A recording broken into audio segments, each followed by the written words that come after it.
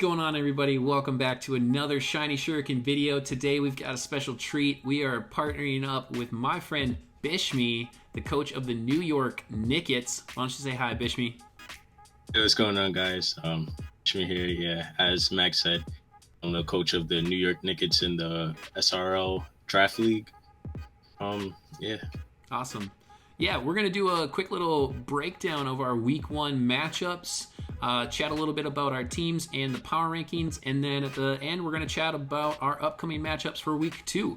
So as you can see on the screen here, I've got my team. I love my team, you guys. I'm so pumped about this draft. I actually am very, very excited about this team. I have one of my favorite G-Maxers, Grimmsnarl. That G-Max snooze, fantastic. So many things you can do with Grimmsnarl, from the prankster ability with the screens and the taunts and the thunder waves and just everything. Deep move pool. But then I love my team. I've got some of my favorite Pokemon, Mimikyu, Cloyster, Goodra, Inteleon, the hashtag Crit King. I love some of the other Pokemon too. We brought some of the PWD Pokemon into the league with Vileplume and Hitmonchan as well. And I'm just excited to play with some of the new Pokemon, Galvantula, Salazzle, Quagsire. I think I've got a really sound team here. And then I'll let Bishie do a little rundown of his. Well, before that, let's talk about why did you choose Mimikyu for your number 1 draft pick? I was surprised that you got the number 1. I was like, man, he's gonna pick something like Pult, something like Dracovish, and Sure. Yeah, no, it's a great question. I think I left a lot of people surprised with the number 1 draft pick in this league because, there's mythicals and legendaries here. As you know, Zeraora went second, who is a very tough Pokemon to deal with. But I don't really play with legendaries or mythicals. And also, my whole shtick is that I have to have a shiny team. So Zeraora's shiny isn't released, so I can't use that anyway.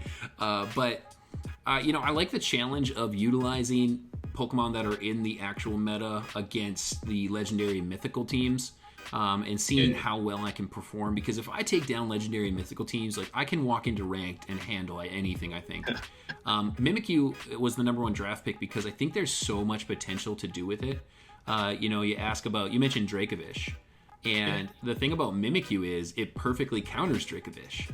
I can fire off a Play Rough, and all it's going to do is bust my disguise.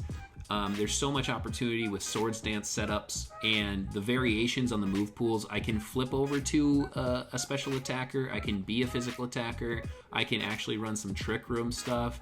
There's a lot of things I can do with Mimikyu that made him a premier number 1 pick. Yeah, being able to steal that from your opponents, and it sounds like you definitely know what you want to do with your Mimikyu. So I'll go into my team. Sure. The New York Knickets. I drafted Centiskorch as a G-Max. A lot of people do sleep on Centiskorch, but I just like it because it has, first of all, I want to say my G-Max got stolen from me with Corviknight, but I was able to rebound with Centiskorch because it has so many coverage moves with Dark, Grass, Fire, and Electric. What else do I run on this? Yeah, the knockoff. But yeah, just being knockoff, Power Whip, Crunch, just being able and the bug, being able to just lock people in with that G-Max move, and you'll usually have a move to attack whoever's in. So I definitely like that. And then just Como, Mandibuzz, Gastrodon, Virizion. I've actually never used Virizion, so I wanted to see what I could do with that. And just the rest of my team, Mac has it up. I just never used any of these mons competitively, so I wanted to see what I could do. I wanted to take myself out of a comfortable situation and really get down to building. You know what I mean? Yeah, no, that's cool. Yeah, I think you've got a lot of great Pokemon on this team. I think Mandibuzz helps you out a lot with some of your Pokemon that don't have the premier speed. Centiskorch. Yeah. I think Centiskorch's hindrance is its speed, but being able to set up Tailwinds with Mandibuzz will be really nice. And that'll offer a lot of support to both Como-O and Virizion as well, with those 3 being some of your premier wall breakers and setup mons that can probably try to sweep out. And I've never used Morpeko, but I have seen it in action. If just a little shout out, if you've never seen any of Art's videos, that thing could get out of hand as it did like in his most recent video. Yeah.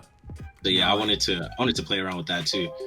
I like Morpeko. That aura wheel offering that +1 speed every time. It's crazy. Yeah, if you don't control it, it can get out of hand for sure. Choice banded Morpeko, man, watch out. Yeah. All right, so what we're going to do now here is actually we're going to jump into the power rankings from the first week. So as you can see here, I've got it up on the screen. Let me adjust it here just a little bit. There's a little commentary with it, but let's walk through the week 0 power rankings here. I'm going to go with my team first. So I actually ended up in 12th in the power rankings. And having the first round pick and getting ranked 12th, I'm going to address this. So I wasn't thrilled with it. I was a little bit offended. I thought maybe there's a part reason as to why I didn't, pick a mythical or legendary, maybe drop me in the power rankings, which I get. But the commentary here actually is what had me. So even though this team has access to some strong utility, it may have some issues with its lack of heavy hitters outside of G-Max Grimmsnarl. I have to hard disagree. G-Max Grim isn't even my hard hitter. Yes, Grim has a good attack stat, but I've got Mimikyu, Cloyster, Goodra. I've got a lot of fantastic Pokemon, not to mention one of my favorites from Gen 8, Inteleon, who I have been able to clean up with this generation. I've got a lot of fantastic Pokemon that offer priority, setup potential, and late game sweeping. Cloyster with his ability to Shell Smash and utilize those skill link moves to run Focus Sashes, to run King's Rock, to run a lot of various options on it. Fantastic Pokemon. And of course, Mimikyu, the #1 draft pick, also has a lot of potential to set up with Swords Dances, start firing off Shadow Sneaks, Shadow Claws, Wood Hammers, Play Roughs, lots of coverage potential. But I can also utilize that ability of Disguise. Yeah, it's a menace. I can use that Disguise ability to get rid of Pokemon, and then if I still have my Disguise intact, I can fire off Swords Dances after it's already been on the field for 2 to 3 turns. Yeah, definitely. And just a couple others, Salazzle and Inteleon, we've seen you use Inteleon multiple times. The Crit King, that thing, like 2-hit KOs or OKOs, like even Mons, I wouldn't even expect it to. So, and then Salazzle, with that, like modest Salazzle, that's nothing to sleep on.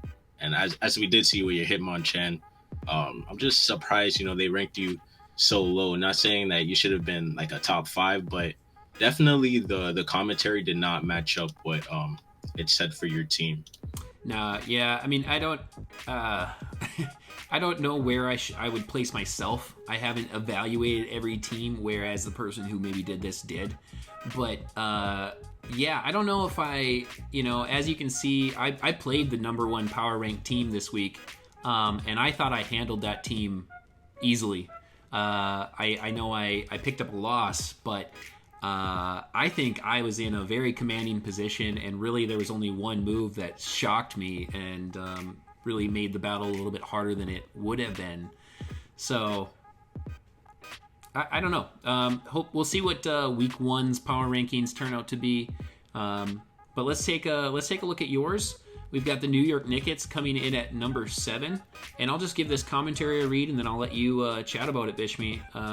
This team might be the hardest team in the league to outlast with picks such as Mandibuzz, Gastrodon, and Weezing. Being at number 7 is kind of like you're smack dab in the middle. So, I got people under me, I got people above me. I wasn't really upset with the pick because I wasn't last. But other than that, it's like I'm going to, prove my worth against the other teams. They got me at 7. I'm looking forward to facing number 1. I'm looking forward to facing number 14. And I wasn't sure what they were going for with the best pick. I do think that Gastrodon was a pivotal pick because I don't know if you guys remember in the draft, I was up in the air between Gastrodon and Vaporeon, because someone before me had picked the Dracovish, and I really do think that Gastrodon was a good pick when I'm able to bring it into my matches. And then just a little bit on the commentary, this actually did come up to play in my battle, and I wasn't sure what they were going with this because, as I said, I haven't used these mons. Definitely Mandibuzz and Wheezing just living. I just might have to throw protect on those things, man. But yeah, that's how I feel about it. Other than that, team, it has a lot more depth than just the defensive capabilities though, and being able to outlast. And I'm looking forward to bringing out some secret techs and playing around with the mons. As if you guys didn't see, check it out in my week 1 battle. I brought Thievel, and that thing can and is able to 1v1 Dragapult. Yeah, it's funny that that's the last pick of your team. But that thing, man, I gotta be honest, I forgot that it had the unburden ability. But wow, that's gonna be a really tough Pokemon this year. Yeah. So those are the power rankings. We look to, obviously talk about the weekly power rankings that come out. Maybe Shiny Shuriken here will drop some of the salt, but yeah, I'm definitely looking forward to where they rank us for the next week. After yeah, same, yeah. So jumping into the schedule here, we have up next the let's see here, for the Fargo Phalanx, we're going to be going up against the Helgen Hydreigon, and the New York Nickets are going to be taking on the Falador Flapples. So I'll actually hop back over, and we have those teams here. So I'll do a little rundown of my opponent here and what they're offering. Gmax Gengar for their Gmaxer. Fantastic Pokemon. Obviously, that Gmax move works as a Shadow Tag along with their Curse Body ability. That's a very threatening situation. If the Curse Body goes off after they've locked me in and I have to sit there and struggle, man, that might hurt. As I do like to run Choice Scarf and Choice Band's move sets. I don't run specs too often, but I do run a lot of Choice Band and Choice Scarf. So if they can predict me out and get me locked, that could be tough. But from the first glance, you guys, one of the things that I'm worried about is that it is a Sun team. If I let them set up, it'll be very tough to counter. I've played a lot of Weather now in Gen 8 with it being out as long as it has. So I have faith that I can play around it and do some things to stop it. But that we did let this team draft both Venusaur and Ninetales. So along with that, I mean, Ninetales' Drought is going to be hard. You can run the Smooth Rock on there, get that 8 turns of Sun, and even letting Darmanitan, Unova Darmanitan come in and fire off Flare Blitzes and get that stab damage will be something I have to watch out for. But I think I can put enough together to handle this team. I didn't bring my Gmaxer in week 1, but I think my Gmaxer did pretty good. Yeah, I think my Gmaxer will be a pivotal piece in this one, because not only does Grimmsnarl outside of Gmax offer me a lot of great potential with the screens, but I could Gmax and fire off some of those snoozes and start putting some Pokemon to sleep.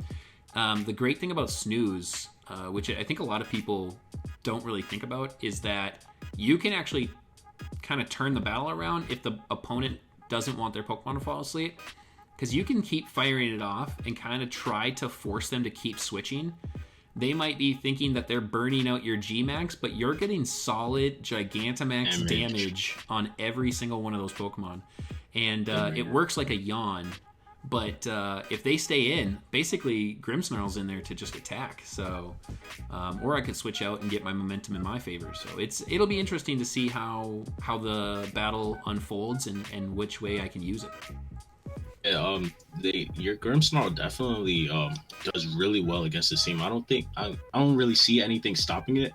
Now, my question is, they did recently pick up the Diggersby. Yeah. What do you think about? They just made that trade this week. Yeah. Do you remember what they dropped? Beetle. Orbeetle? Interesting. Diggersby is a great Pokemon. It is a lower tier Pokemon, but that huge power ability, if you run a Choice Scarf Diggersby with huge power, it's not as effective in Gen 8 because it lost the move Return, but it hits like a truck. If you are a frail Pokemon, get out of the way because you're going to go down. But if you don't Scarf it, it's a lot less frightening. There are some people who run a Choice Band set to basically kind of turn it into something similar to a Galarian Darmanitan. Yeah. So it'll be dependent on what item they run on it. Yeah, and then that's a big thing too because we're also like we got the item clause. So you see the Terrakion, Darm, and Diggersby, they all can't be running like a band or a scarf. So we definitely have to see like how. Well, we'll see what your opponent plays around with that. My question is, you're probably gonna say no, but do you think that you would get in a weather war with this thing, like run Quagsire with the Rain Dance? It's a little silly, but it's something I thought of. It's not a bad idea. I'm just gonna scroll back over to my team real quick. Maybe I guess that's a decent option. My team doesn't really perform well in rain. I could maybe run Thunder on Goodra and get used to that rain, and things like Inteleon with Snipe Shot in the rain are going to do well. Scald from Quagsire in the rain is going to be nice. And then also, in case you don't want to go for the the G-Max Snooze, I'm pretty sure Grimmsnarl does get a couple of elemental moves. Yeah. Obviously. Well, to set up the weather. Yeah. Oh yeah, Prankster to set up the weather. Yeah, that's not a bad idea. I like it. But we'll see. Just throwing a little bit of ideas out there. Oh no, I like it. That's good. So it'll be interesting to see what they bring. And that's a very great call out, by the way, on the item clause, because there are like 3 Pokemon in here that are super beneficial with Choice Scarf. So to run all 3 of them on the same team, they can't all run Choice Scarf. Yeah. Yeah. Do you want to jump down to the Falador Flapples and Coach a Boot?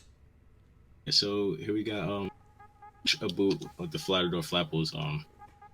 That G-Max Colossal, and we could see his second pick was the Galar Darm, and as you're going against Unovian Darm, which is pretty funny. That is, yeah. You got the rest of his team. It's looking very scary. He has a lot of physical attackers. Looking at it here with that Durant, and then we could actually, I don't know if you see it, but I can actually see the kills that they got in the last match. And his Zatu got 3, his Durant got 3. Well, Durant's actually one of it's like one of the top meta Pokemon, I think, in VGC right now. It's a really great Pokemon, but it does have a very rough ability with Hustle.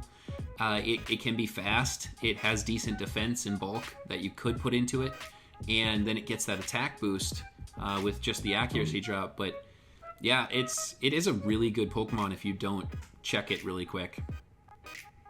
So I'm a little nervous going into this one. My G-Max matchup isn't that well because Colossal does have a couple rock moves, and Centiskorch is kind of frail on that end. The benefit though is that you are faster than it.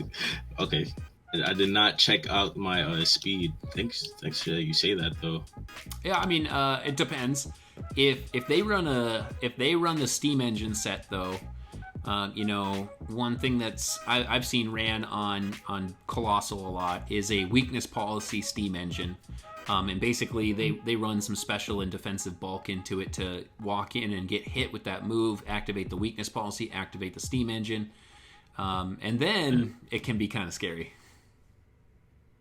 Yeah, definitely a scary team to go up against. Right now, they are ranked at 5. Well, for the first week with this team, I'm a little bit scared of the Seismitoad too because I see in OU that I think right now that thing is third in the OU rankings, like usage, because I think it's just so versatile, being a wall or physical attacking, special attacking. So yeah, I'm looking out for that thing to set up rocks. Yeah, I'm really looking forward to my match. I think Seismitoad finds its way up the OU usage because one, it's got the water absorbability, and everybody's out there looking to counter Dracovish. Vaporeon, Gastrodon, Seismitoad, other water absorbers, they're all climbing in usage because everybody was running Dracovish. I think Dracovish's usage is actually dropping off because there's so many counters present in the meta. But it is very versatile, like you said, with rocks. And if for some reason rain gets up and they trick you and they're not running the water absorb set, that Swift Swimmer, I could do some damage to my team. Yeah. I'll have to bring Gastrodon on. Yeah, no, it looks like a fun team. You know, honestly, I see a couple of things that I really like on this team. Pincurchin. A lot of people overlook the Pincurchin, but you can build it. It's a really bulky Pokemon. It can live. It's a pure electric type, but it lives earthquakes from. I think Excadrill, like the normal Excadrill builds, it's like 3-hit KOs with earthquakes. It can just tank like crazy, and it can set up spikes, toxic spikes. It can memento, it can discharge. It sets up electric terrain. So if you're trying to put somebody to sleep, you can't get that anymore. And it's a great setup mon, and also offers you that pivot potential with memento.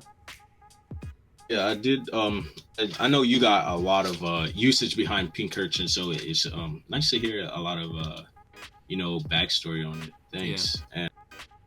And that living the earthquake thing is kind of crazy. That's one reason I love it. I think it doesn't see the most usage, but that's what surprises people because they're like, oh, it's just a pure electric type. I'm gonna wreck this thing with a ground move.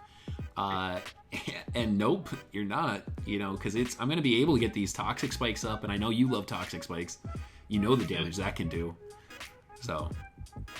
But also, another great thing to call out is Xatu. I see that, they brought it to their first battle. I would 100% guess that's because it's another Magic Bounce Pokemon.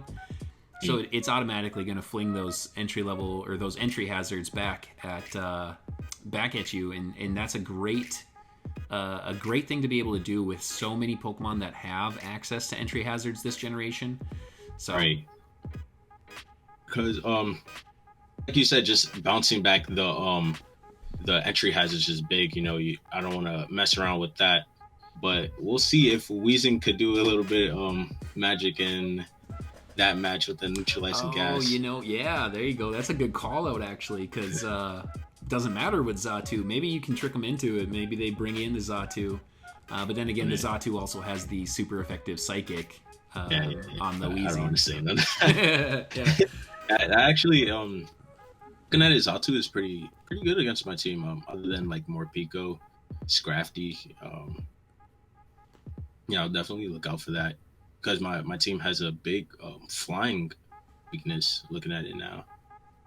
Yeah, and they do run some good stuff. I mean, Hawlucha can run a lot of different flying type attacks and has the ability to really go off if it wants to.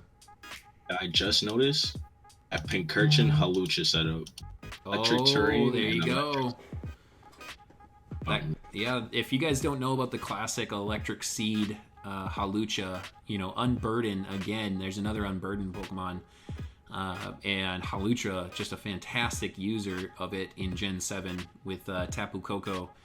We saw a lot of it in the VGC and even in the singles plays. Yeah, it gets that defense boost from the electric seed, and then it basically just goes off trying to outspeed and basically wall break everything. Boy, I might bring electric seed people in the back. Hey, counter. Hey, there you go. Yeah, so who do you got on the picks? Who do you got on the picks for the two teams? All right, so should I do yours or mine first? You do yours. You do mine first, and then I'll do yours. Okay, So you're going up against 11 Hydreigons. Yep. Just look over. Yeah. Big thing G-Max matchup. I feel like you win there. As long as you keep his team kind of under control, because he does have a lot of things that could just run over a lot of your team. Because other than your walls, have a lot of frail Pokemon.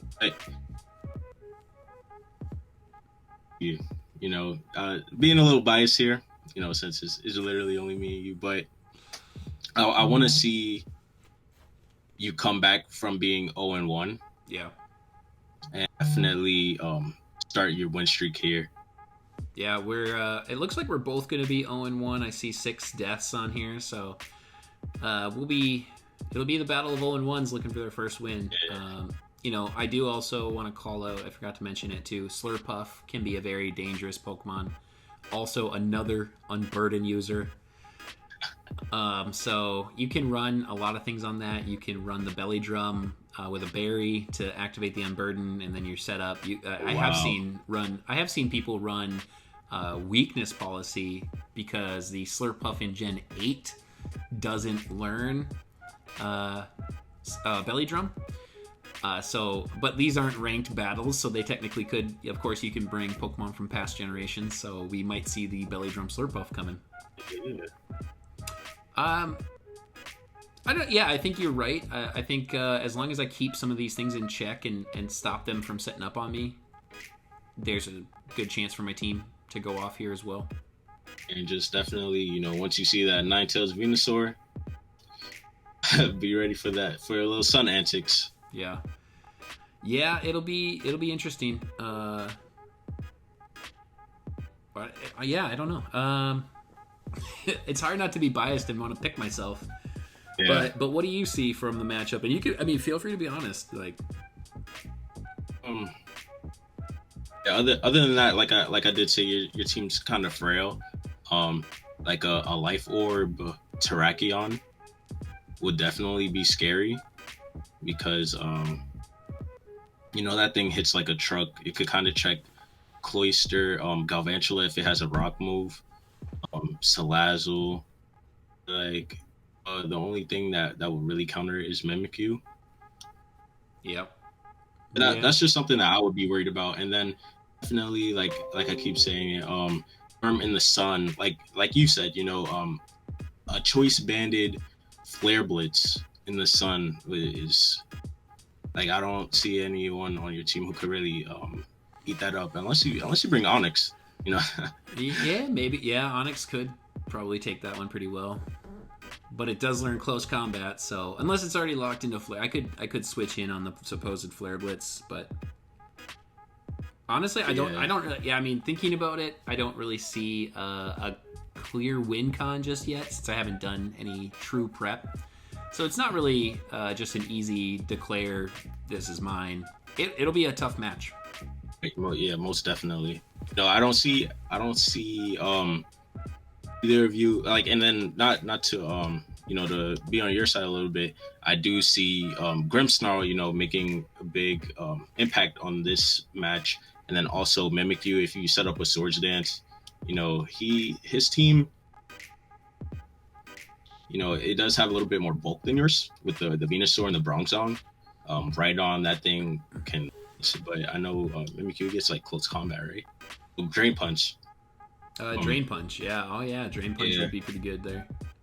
So just, it's definitely going to be hard. Even with, I see that they brought Rhydon, and they picked up Diggersby, so they may be wanting to run Diggersby this week. Woodhammer from Mimikyu, also a very big hitting move. Obviously, there's a lot of recoil on that, but could be potential. Just a little question about your team. What were you going for the Ninjask? So Ninjask, it's a great question. One thing, if you guys catch my streams and stuff, I use Ninjask actually on my competitive team right now that I actually tank into ranked because a lot of people undervalue it. It's got the number one speed stat in the meta. Nothing outspeeds it. And there's actually a lot of common scarf users that don't even outspeed it. And so choice band Ninjasks actually hit so hard.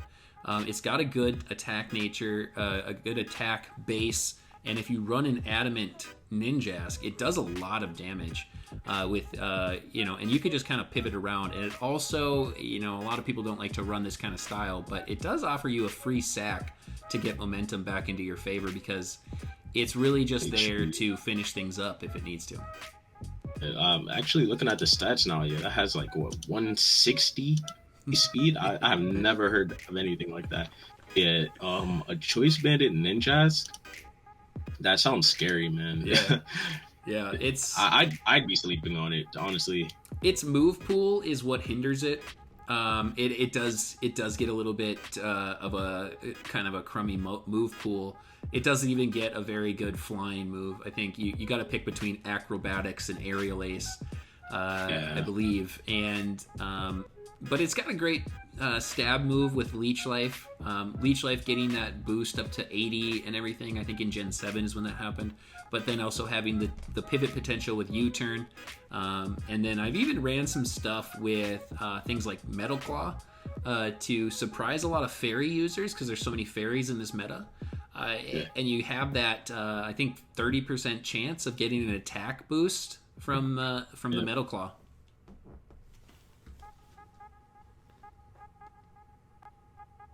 Jazz, definitely pulling up. Would you bring it to this battle though? It's a great question. I don't know. I don't know. I mean, it could do some work on Venusaur. And I'd have to calc it to see if Ninjask outspeeds a Venusaur and Sun. But it does do some work on Venusaur for sure, which is really nice. And there's also Serena, which I see that they brought to the first matchup. And the Metal Claw, actually I've used against the Slurpuff. Doesn't do enough damage to really help me out, but it could put me in position with Cloyster and Mimikyu priority moves to kind of take care of that thing from keeping it running out all over me. So we'll see. I definitely I don't want to bring the same teams every week, and I already know I'm not going to bring the exact same team. I already know a couple of Pokemon that I'll be bringing this week that did not make a week 1 appearance.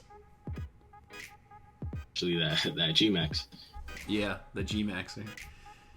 So let's move on and let's finish up talking about yours. I think it's going to be a very interesting matchup for you. There's definitely a really tough Pokemon in Galarian Darmanitan. Who do you typically run? You ran Scarf on Sigilyph. And I don't think, Darmanitan, the reason it's such a great Scarf user is because it has that base 95 speed. Yeah, that thing is ass. And the Guerrilla Tactics already giving it, a choice band in its ability. Yeah. Like, you could even throw a band on it, but, people put a scarf on it so that it's scarfed and banded, essentially. Yeah. It's crazy. I love using Darmanitan. It's really tough for opponents to deal with. It does depend, it's always risky to lock yourself into that Icicle Crash, of course, because it does seem to miss so much. Yeah. I swear it doesn't have a 90% accuracy. It's like 20 when you use it. Yeah, I have terrible luck with it, but it's got it's got a lot of options. You could see somebody running Ice Punch for that accuracy insurance, which also does great damage. You've got Close Combat in there, or not Close Combat, but what's the attack? The fighting move it gets? Superpower. Yeah, Superpower, and then it also has like the Air Blitz, Rock Slide. Pretty sure that thing gets Earthquake too. Yep, Earthquake as well. Definitely just come in and like hit something. Yeah, so it's a tough Pokemon, but here's the thing about Galarian Darmanitan is if you have a way to deal with it and maybe even take a hit or for some reason outspeed it, it dies. It's so frail, both physically and especially defensively. I know that. So like you're saying if I could take a hit and then hit it back, it's gonna take a lot of damage. I mean, it doesn't live much, and that's why those misses on icicle crashes are so bad, because it goes down to nearly everything. Yeah. So, and then that's I would say the same in your matchup with Darmanitan, like the defense and special defense being base 55.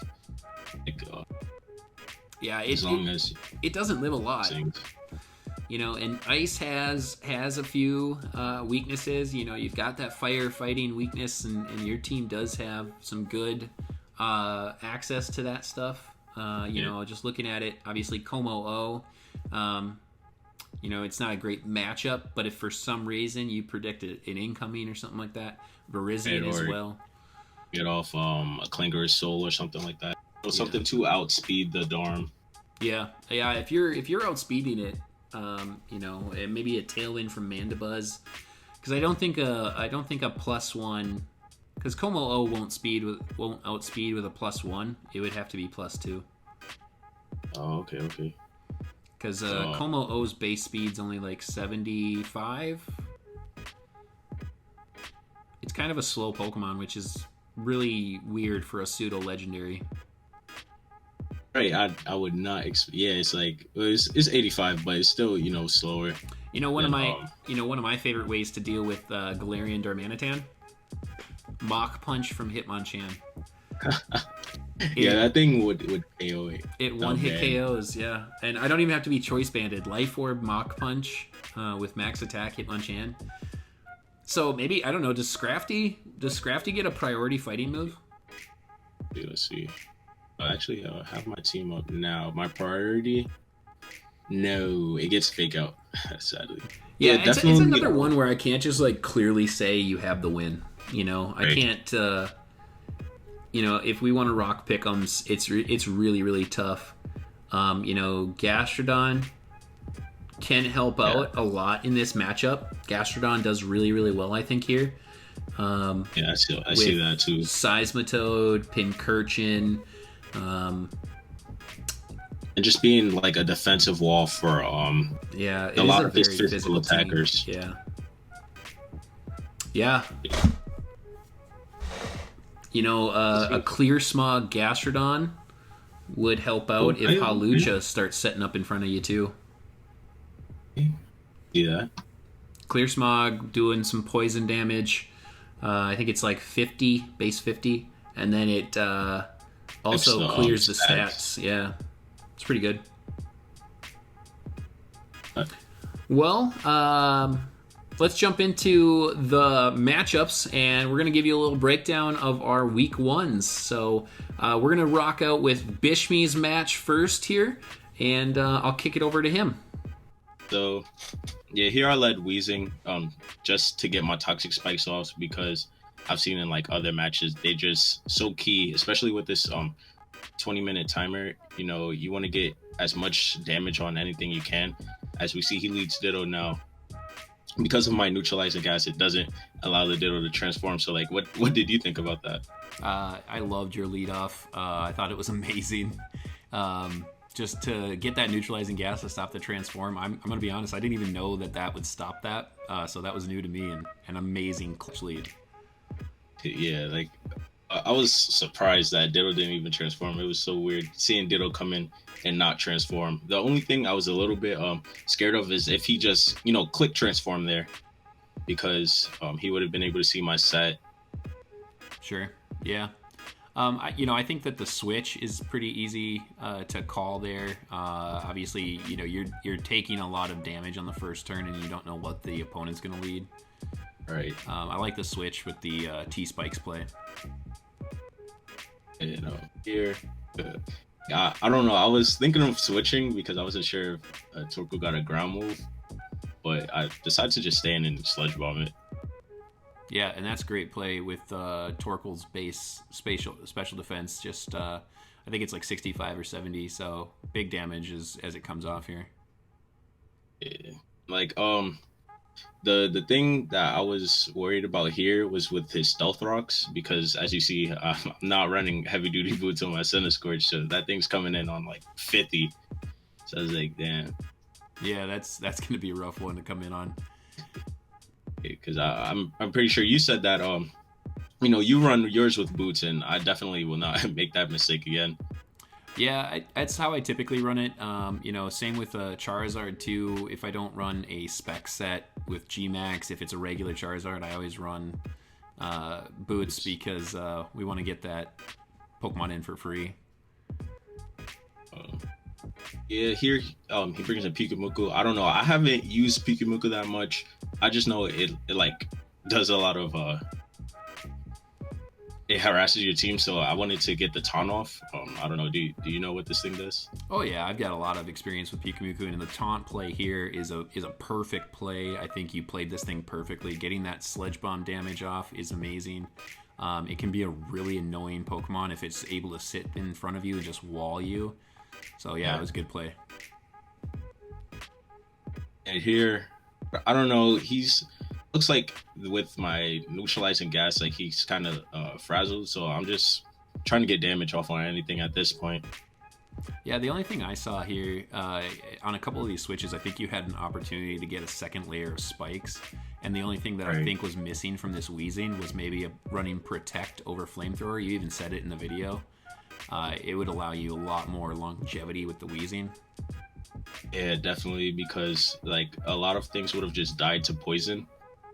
Yeah. Run Flamethrower this time because I wanted to be able to stall out his Corviknight though, which surprisingly he just didn't bring.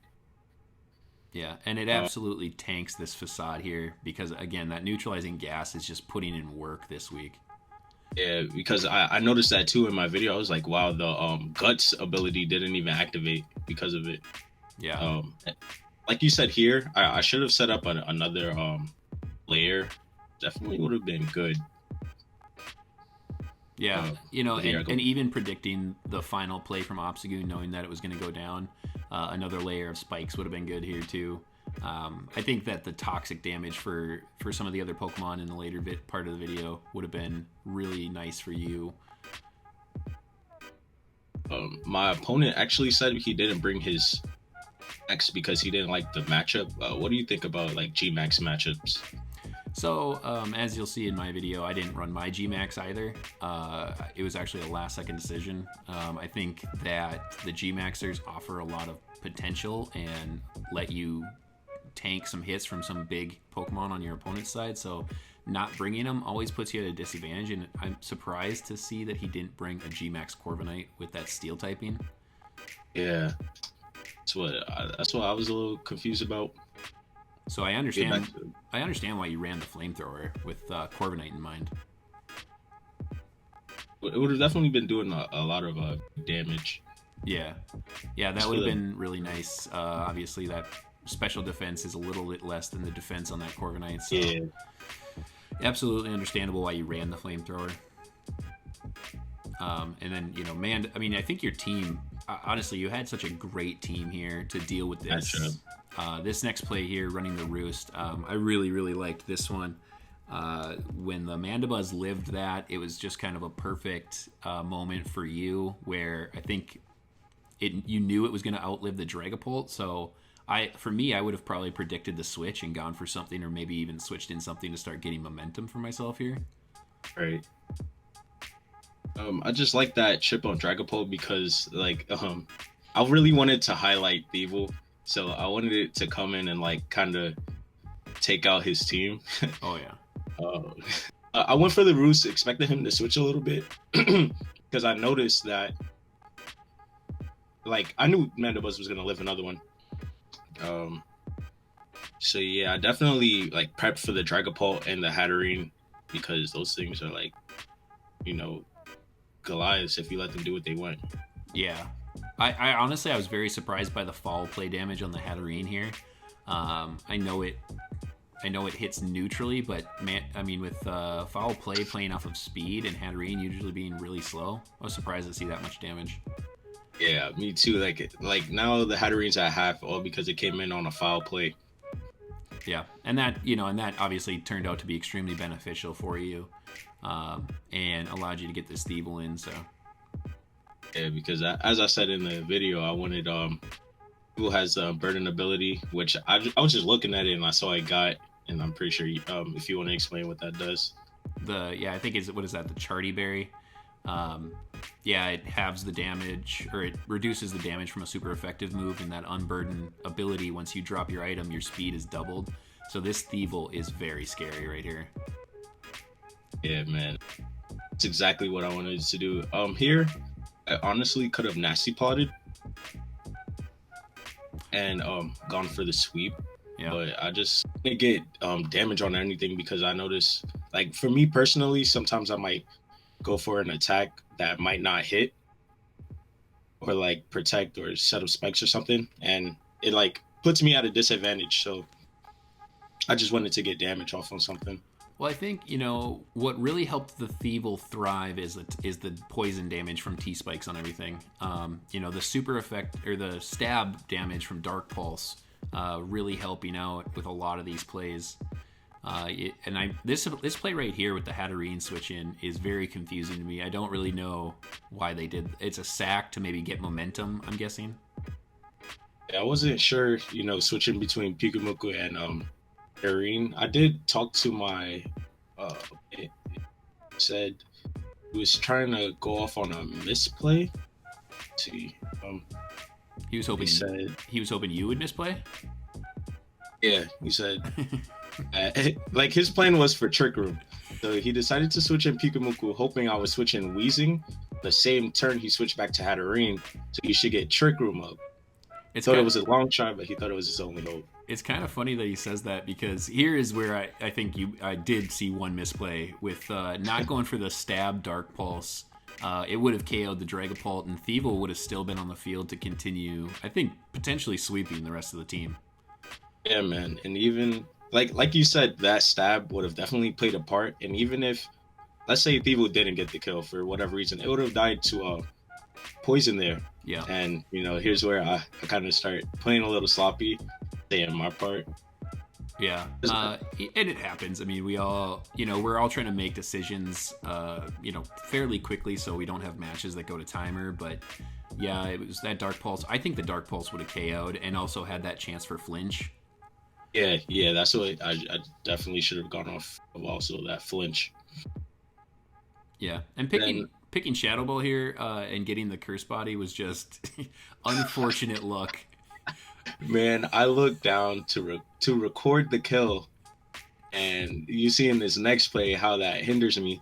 But I want to say I should have went into Mandibuzz instead, because I could have roosted off, and Ditto would have transformed into Mandibuzz.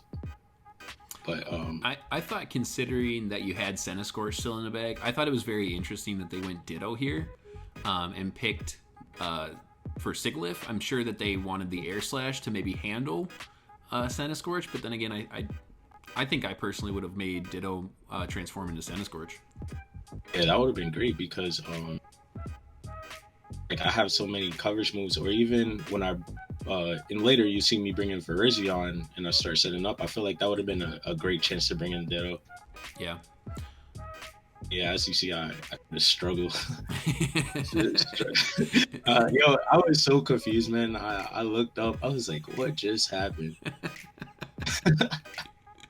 I've missed stuff in plays where I looked away, and luckily I usually have a separate recording so I can kind of jump back and see what happened. But yeah, that's a bummer. Do I go? Well, I go Mandibuzz here just to I think I was better off roosting here though, just to whittle down the Ditto. And you win for foul. But yeah, I said, I think the foul play was fine, because it KOs the Ditto here, and I think the foul play, because it's a Choice Scarf Ditto, and you're running a max speed Sigilyph, so I think that's the best option.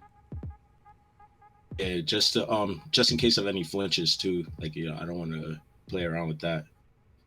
I mean, yeah, the roost wouldn't have mattered if you would have gotten flinched. I mean, not getting flinched is really great. Again, the lack of protect on the team, I think, really made the battle longer than it needed to be for you, because I think the protects would have helped you rack up that poison damage big time. Yeah, because just like you said, these were just, I want to say, one turn away from dying from poison, with the Dragapult and the Obstagoon. And as you see, like right here with the Sigilyph, like if I had one more, the next turn it'll die from poison. Yeah, like right here, being able to bring in Wheezing and hit Click Protect would have been huge because you know you're going to get it to go down to poison on the next turn. Yeah. Like here, I'll just go into Virizion so that because I know it's gonna die. I want and I know Torkoal could handle Pyukumuku, and I know Weezing could handle Torkoal and Pyukumuku. So here I just go into Virizion for a sack. So okay. I was kind of wondering why you brought Virizion in the video. I didn't know you were gonna sack it, but yeah. This next move, this air slash miss, I've not even your opponent, and I felt that miss so hard. Yeah, man, that really sucks. I mean, that was a monumentous miss, which basically just. I don't know if your opponent would have been able to pull it back between Centiskorch's G-Max. Obviously when it G-Maxes, it's obviously going to be able to tank some hits from Pyukumuku and Torkoal, but that was a rough one. Definitely. It kind of just puts me in the position to sweep, which I want to say if I made some better plays, it would have happened earlier. Yeah. And I do want to say shouts out to you. This shiny Virizion, being able to bring it in the battle. Yeah, shouts out to Matt. Go check out his streams. He does shiny giveaways, and this is a product of one of those shiny giveaways. That's awesome. Yeah, no, I mean, always love to see the shinies repping in the battles here. Yeah, this is actually, this and my Centiskorch were the only two. So yeah, Virizion just gonna pick up those last two KOs. Yeah, and I really like Virizion, but it didn't. I was surprised to see it on the team because I didn't think it matched up well with so many threats against it with Corviknight, Torkoal, so many options for him to basically. Yeah. Like right, because my team is like very weak to Fairy. I don't know if you noticed. Yeah, but now picking up that win, that's pretty clutch. And yeah, GGCU, that that air slash miss hurts for sure on Adam's part. I don't know, because Ditto still would have gone down, and so basically it's Pyukumuku, which we saw Wheezing kind of walls it there. You can come in, taunt it, and so Wheezy's definitely going to deal with it. And even if he tries some switching around with Torkoal, you're still going to be able to get Sludge Bombs off. So if you just start firing off Sludge Bombs on the switches, I still think the match went to you.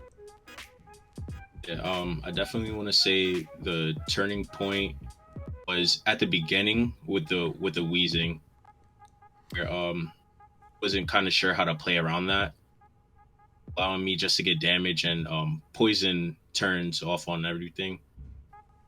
Yeah, I think it was a huge start for you to one, stop the Ditto's transform, but then all of the havoc you wreaked on the rest of the team, from the T-Spikes poisoning everything to the Sludge Bomb poison on Torkoal. Yeah. Wheezing definitely MVP'd this match for sure. Definitely. Yeah, that's a definitely scary mon to play around. I surprised me, and I picked it up. So I definitely want to that more. Yeah, no, it was a really good play. I don't know if your opponent even suspected the Wheezing lead. I think looking over your team, I probably would have suspected it to see the T-Spikes lead off. So it was surprising to see the Ditto come out. If they knew that neutralizing gas would stop their transform, that's an interesting choice. I wonder what they were thinking for the lead off. All right, so what's that? If you want to get into your match. Yeah, all right. So I don't actually know how leadoffs work the best. That's not my forte. So I basically chose to go with Gudra because it's a tank with the assault vest, and I ran a defensive and special defensive build into it with so much move coverage. I thought no matter what the leadoff is, I thought I'd still have a good matchup. So let's jump into it here. For leadoffs, I was actually looking to Galvantula, but like you said, your sticky webs isn't really that well good because you outspeed everything. Saw in the video, it definitely looks like it was in your favor, but I don't know if you want to talk about what happens next. Yeah, I did not think that he would run an assault vest Copper Aja, but looking back now, it's kind of obvious that that's a great set. And it absolutely tanks this flamethrower. And I knew that Copper Aja could be a potential lead to get the steel spikes up. But I really thought Copper could take a hit better than it's about to. What was your EVs on there, Gudra? I think I ran 180. No, yeah, 180 into defense. And then I had a little bit of a build into. I had maybe another 140 into special attack, and then some into speed, and then the rest was into special defense. But it's already got such a high special defense, so didn't want to put too much into that. I did calc it, and the crit did matter. So it was a big first turn play for Shibby. It's unfortunate, but it wasn't the worst thing to put me back. Gudra was helpful in so much of this match to really be a help for my offensive pivoting. So it just kind of made me have to change my style. And it definitely didn't set you back too far. Looks that, the crit did matter because it kind of just took it out. But you do make a great play. I think you were talking about burning off the Dynamax here. Yeah. Instead, you just go into Hitmonchan. I wasn't sure if it could KO the Hitmonchan here. I was kind of hoping that the Drain Punch would just do huge damage from the choice band perspective, and the crit didn't matter for me. I calced it, and my Drain Punch was going to do like 140 damage base. Jesus. So, yeah, Copper Aja, it would have been better for me to just lead with Hitmonchan. And I potentially could have avoided any spikes. Yeah, because that Drain Punch, like as you said, would have killed it. But trading for Gudra for Copper Aja there, what do you think of the trade? I'm happy that the G-Max is gone and I don't have to worry about it late game. I looked at that as super beneficial for me. It was a really big bummer to lose Gudra the way I did because, like I said, it was really helpful. And right here is where it would have done really, really well against Raichu. So, yeah, AV and the special defense is like what, 130? Yeah, it's my special defense. My base defense, special defense on Gudra is 130, and then the AV. Yeah, I mean, it's an absolute tank. But I think I make a decent play here. I get a little bit lucky with him going for the nasty plot. But my whole thing was wanting to get these webs up. Or did he go? I think he went psychic here, and then he nasty plotted. It was just the fake out. Okay. So I got kind of lucky on some of these switches and stuff. But getting these sticky webs up was pretty big for my match. It did help out later on to ensure that I outsped everything. But as soon as I saw his team on the team preview, all of a sudden I realized that webs really weren't that important to anything except for Raichu, which was already on the field. Yeah, so he goes for the nasty plot. Now, I usually underestimate Raichu. I only seen it once in another one of my draft battles, so I wasn't sure what this thing could have done as he goes for the nasty plot. Yeah. What were you thinking after that? My whole thing was whether or not this thing was sashed. I've seen so many Alolan Raichu now. I think it's growing, and in the video I talk about it being kind of on the cusp of being in the meta. Yeah. it's got some great potential because with Surge Surfer, all of that kind of stuff, it did thrive very well in Gen 7. But here it has to set its own terrain to get that speed boost, and Nasty Plot to actually become a sweeper. So I think it's like right there, and I basically let this guy set up on me, and that was kind of rough. Oh, here, like I wouldn't have expected the focus sash, so I think I would have made the same play as you, but like that Raichu being sashed, like definitely helped your opponent. Yeah, it would have been a better play for me to just double Shadow Sneak because in the video I'm even talking about a sash. So it would have been huge here to just double Shadow Sneak, get the KO on the Raichu, and then still have my Mimikyu for everything else coming in, and have that extra priority. But I got greedy and went for the Swords Dance. It happens to the best of us, you know. Sometimes you see that +2, like man. Well, it basically turns Shadow Sneak into a full move with priority, and it's hard to turn that down. Because as you could see here, it would have KO'd no problem without the sash. And then you would have gone to just hit everything else for big damage. Yeah.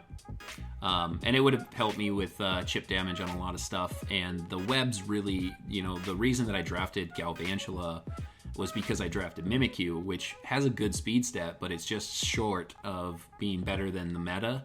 And so the sticky webs help me be faster than everything else after I've set up.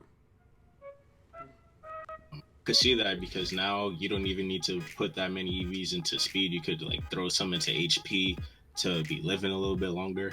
Yeah. Here's where, honestly, Cloyster is one of my favorite Pokemons, and it's such a dangerous Pokemon in this game. If you let it set up on you, Cloyster can sweep out pretty easily. Question: was it Jolly or Adamant? I always run an Adamant nature because I don't want the extra speed. Because actually, I want things that are around my speed tier to outspeed me, so I don't get hit after shell smashing. Oh, okay. Right. So I always like to be able to go second. And the extra adamant boost is always nice as well. But that way, after I drop my defense and special defense, I don't have to worry about living a hit. Yeah.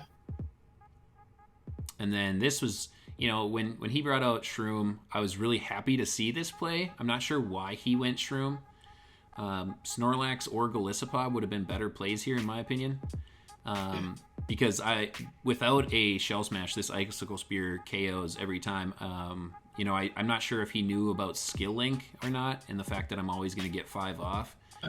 The crit, as you see, did half damage. It didn't matter. It would have KO'd no matter what.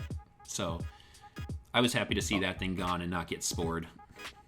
Yeah, I think he was gonna bank on you going for a Cell Smash, like seeing something like that, like I'll just smash on it, and then he gets off a spore.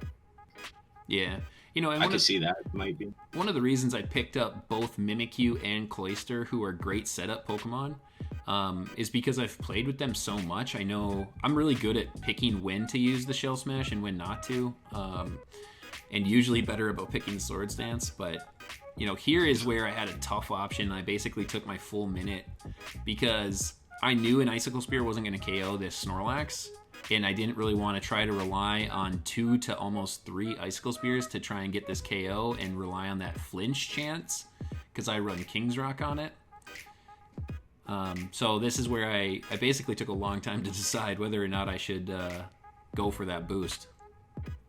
I think here, maybe going Salazzle would have been a good play because I don't know, what did you see Salazzle for? Maybe the Togekiss actually. Yeah, so the Salazzle was a modest build Togekiss with max special attack, max speed, and honestly, my team prep I did a really bad job with Salazzle because I should have ran something other than Focus Sash because I knew Steel Spikes would be on the field. But Snorlax is more specially bulky, so that's why I didn't switch out here. Its defense is usually less than its special defense. And I wasn't sure if he was going to go Belly Drum. Actually, yeah, that's a great trade. Yeah. Drum. I was happy to see that Belly Drum because I really felt like I I was like, I'm pretty sure I can get this KO here. And honestly, I was really hopeful for either a crit or two or a flinch, because if I got a crit or a flinch, the match would have been completely different, because Cloyster would have been near full health and shell smashed and ready to KO everything. Because what did he have in the back there? Gliscopod. He's got a full health Gliscopod and a full health Togekiss, which Gliscopod is pretty defensive, but I've also got Rock Blast, so it would have been super effective damage on Gliscopod. But you up the KO here? No, I don't. It lives on I think like 8 HP or something like that. And even the King's Rock that has like an 80% chance of flinch, I don't get it. But luckily for me, he goes for Darkest Lariat. And Darkest Lariat actually ignores your stat changes, so it was a really bad play. Because it ignored my stat changes and his, so basically I'm max defense again. Right. Your regular your defense, and he doesn't have any like attack stat increases. Yeah. And then and here's where and here's the most unfortunate part of the battle. So we get a disconnect, and it's really unfortunate, really unfortunate. And we'll pick back up after all of that. So we had to recreate, and we didn't recreate exactly. As you can see, my Cloyster comes in at 19 HP instead of 30. And you don't, just to call out this disconnect real quick. You don't know what would have happened originally in the match. The plays that come out here, maybe in the heat of the moment, maybe Shibby would have made a different play. We had talked it out, and we walked through basically play by play. I asked him, what were you going to do next? He told me he would have brought in Gliscopod. He didn't really say what move he would have gone for, but I asked him, I'm like, well, what's your move set? And as soon as he said first impression, I was like, all right, you're probably going to go first impression and KO the Cloyster. With a -2 defense drop, we know it'll KO.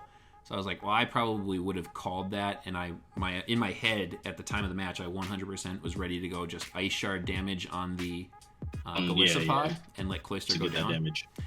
Because I had Thunder Punch with Choice Band Hitmonchan, Webs up, I outspeed. I have a 0 speed investment on Hitmonchan. So I'll play it here. And it's it's playing through, and it's basically, it lets me get in. We had some play issues on the rebuild here, but it picks up where I Thunder Punch the Gliscopod and I knew I would trigger the emergency exit.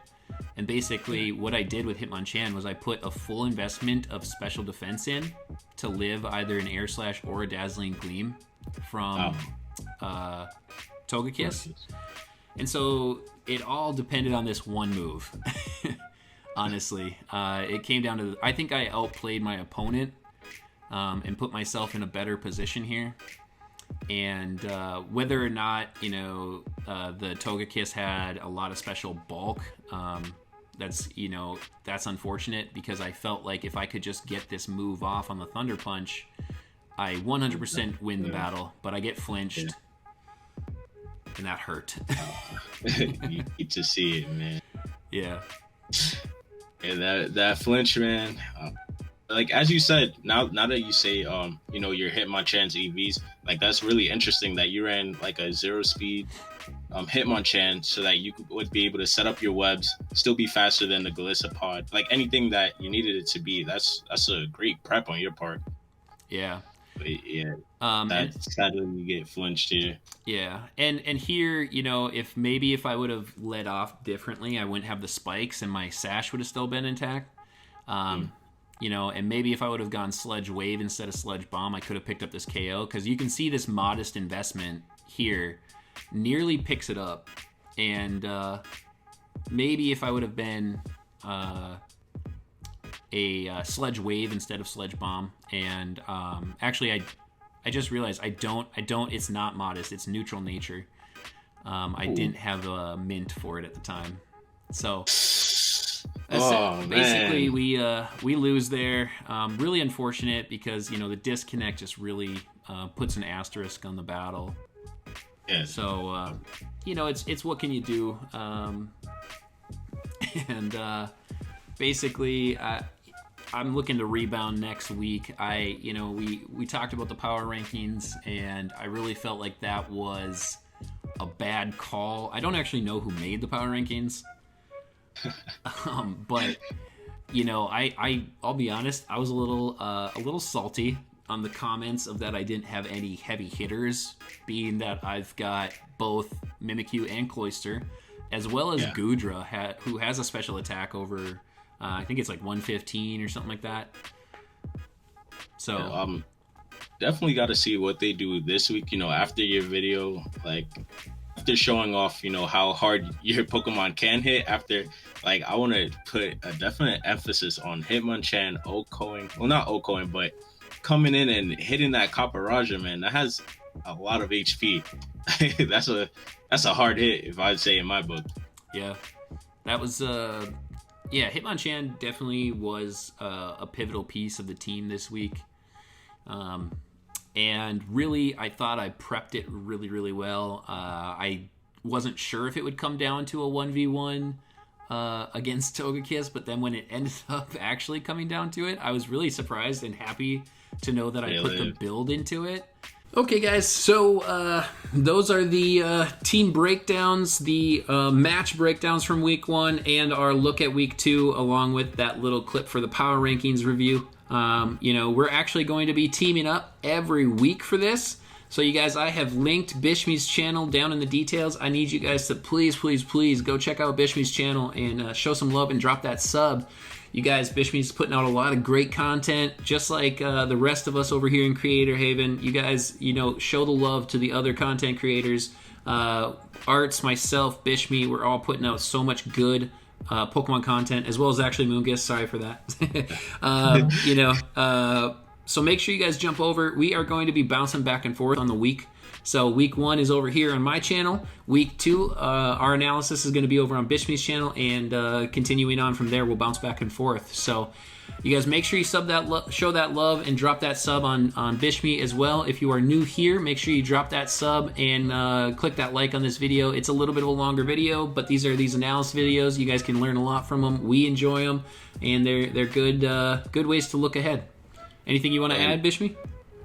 And definitely, if you guys got anything to say, anything about our matchups, our teams, feel free to drop them in the comments. We definitely looking forward to some feedback on anything that you guys might have picked up that we missed.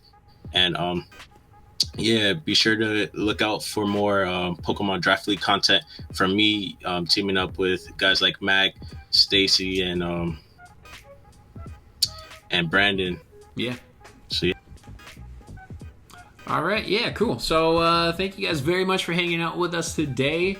We will catch you guys again next week over on Bishmee's channel. Remember, if you're new to the channel, if you're new to the video, make sure you hit that subscribe button, drop a like below, and we will catch you guys next week. Later.